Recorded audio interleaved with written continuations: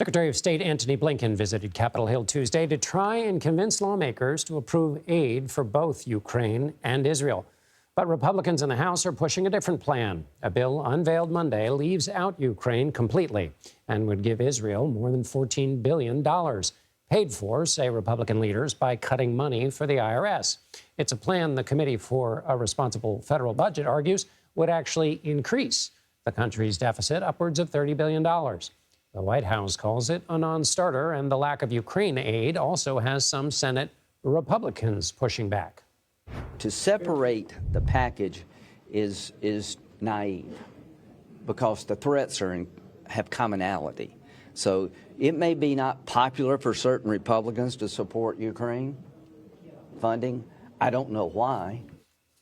And CBS News Chief White House correspondent Nancy Cordes joins us now. Nancy, I'm so glad you cover the White House and have covered the Hill. Can you help us with this math first for folks?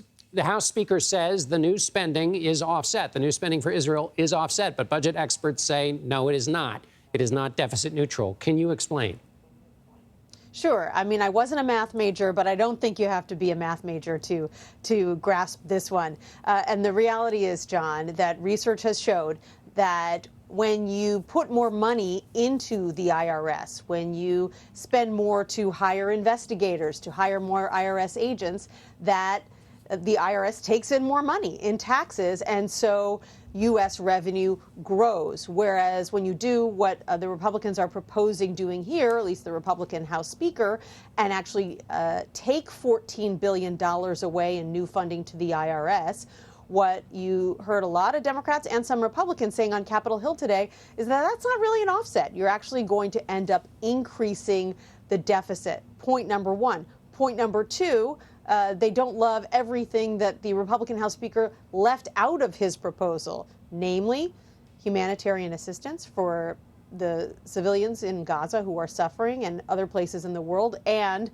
$60 billion in aid to Ukraine. The White House has asked that Israel and Ukraine be bundled together. Senator Mitch McConnell told our Margaret Brennan that he wanted the two to be bundled together.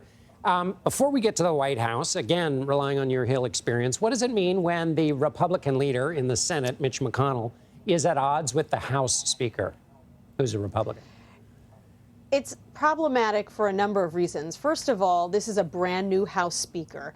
He doesn't really have a prior relationship with the Republican leader, Mitch McConnell. So, you know, they don't have a system established for back channeling and trying to figure out a way to deal with the fact that they're at odds in a way that everyone can save face. Then, you know, you also have the fact that Johnson came into power. It was a big surprise after many other Republicans tried and failed. It's a tenuous position that he's in. You want to have a big win right out of the gate. The fact that he is at odds with not only Democrats, but with the Republican leader in the Senate doesn't bode well. And so there's a lot of anxiety over how this is all going to work out. And finally, the White House position. What are they saying, Nancy?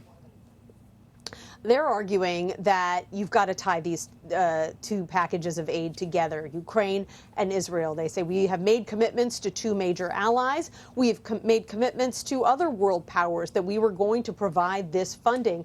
And there was a really blatant warning, John, from the secretaries of state and defense who testified on Capitol Hill on Tuesday. They said flat out that if the U.S. does not provide this aid to Ukraine, Ukraine is going to lose. They said that that is what Vladimir Putin is waiting for. He's waiting for the U.S. to lose interest in this war and to look the other way. And they said that's one of the reasons that it's so important that this aid gets passed now and that it gets passed in tandem with aid for Israel. Nancy Cordes at the White House doing double duty. Thanks a lot, Nancy. You're welcome. Senate has confirmed President Biden's nominee as the next ambassador to Israel. The ayes are 53, the nays are 43, and the nomination is confirmed. Obama-era Treasury Secretary Jacob Lew takes over at a critical time for Israel. President Biden chose him for the job 1 month before Hamas launched its initial ground attack on October 7th. During his confirmation hearing, Lew said There was no greater mission than being asked to strengthen the relationship between the U.S. and Israel.